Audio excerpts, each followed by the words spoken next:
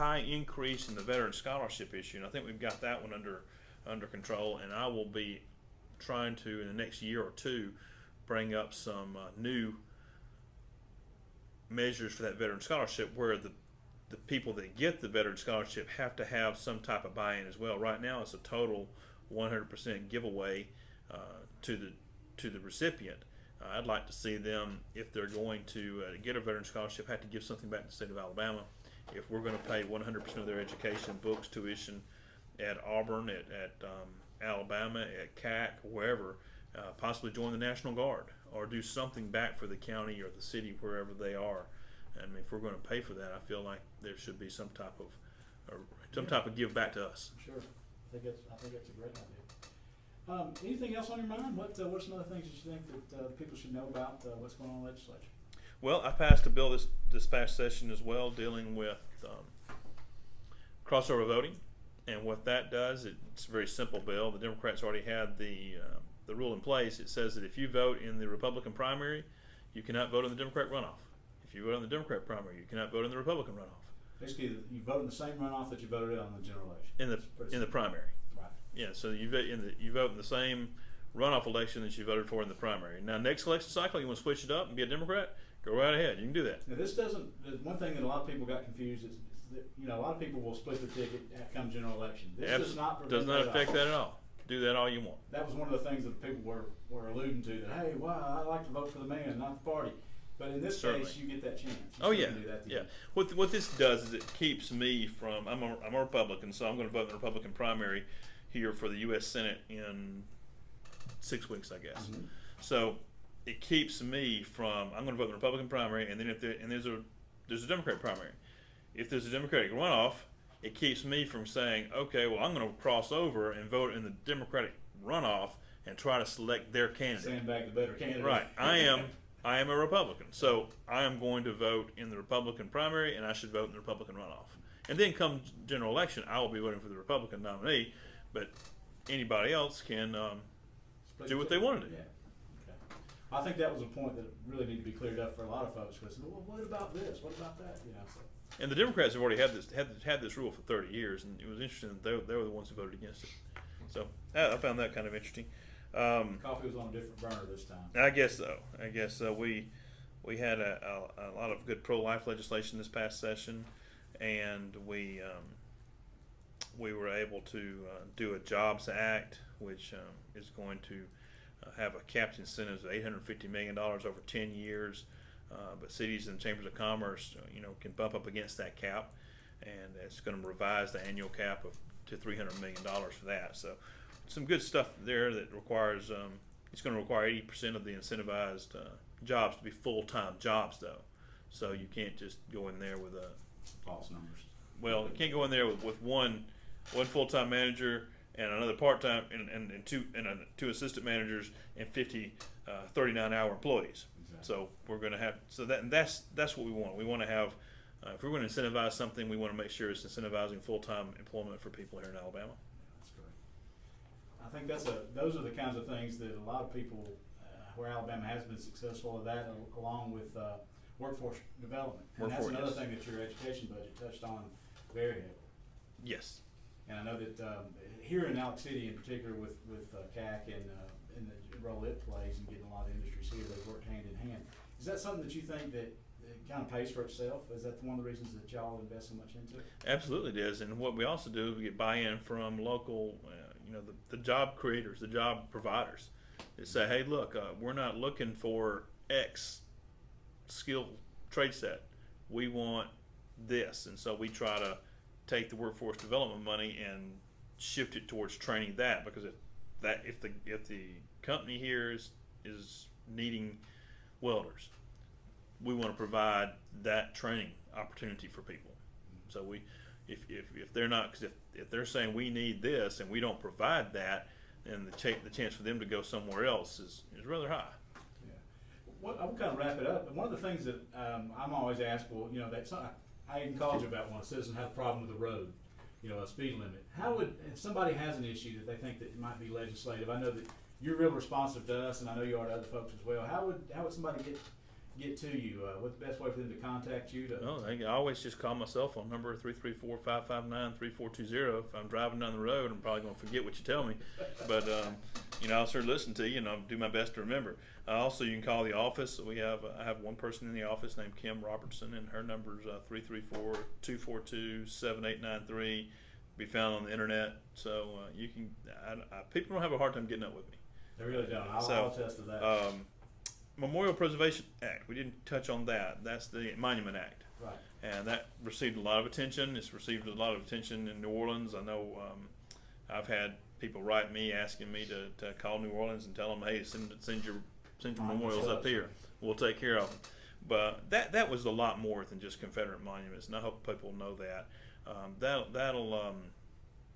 That's dealing with high schools, dealing with stadiums. Deals with anything that you've got out there, and there's a Legion Field is a monument. Legion if you Field. Think about it. A lot of people don't realize that. True, and you've got there's a process if you want to do something, you want to change the name of something, tear something down. There's a process for doing it. So I think it's a great act that's going to it'll protect people that have I've had personal experience with it. So I think it's something that was needed, and something that we need, and it went far beyond the Confederate monuments. Oh yeah. Well, Senator White, we appreciate you being here. Steve, you had something? Yeah, could we touch just on one thing, is the death penalty? Sure. Do you know, what's your feelings on that, and where does it go from here? I know there's some controversy about the drugs apparently are getting harder and harder to come by.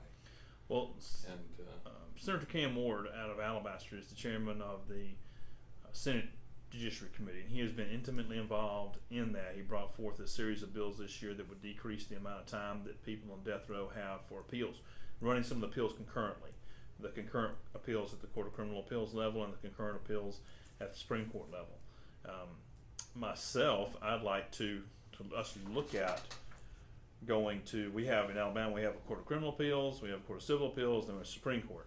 I'd like to look at a Supreme Court for criminal appeals, a Supreme Court for civil appeals, cut out about a 5-year layer of appeals. So you still have your Supreme Court of civil appeals, Supreme Court for civil appeals, and it'll be a Supreme Court for criminal appeals. Right now, those I think it's anything above $75,000 on a civil matter goes straight to the Supreme Court, but all criminal appeals flow through the Court of Criminal Appeals to the Supreme Court. So you have a layer of time there that's added time. I think that's cruel on the families of the prisoners and cruel on the families of the victims. Let's go on and get this thing over with and get the matter adjudicated. Now the drugs, I know that we have had bills in the past that dealt with immunity and with confidentiality of who's providing the drugs. Those have not passed. So our ability to get the drugs could come into question. Right now we have the prison commissioner said we have enough supply to do what we need to do to carry out the adjudicated sentences. Senator Pittman out of Fairhope, Daphne area, came with a bill this year to do a different type of death penalty method.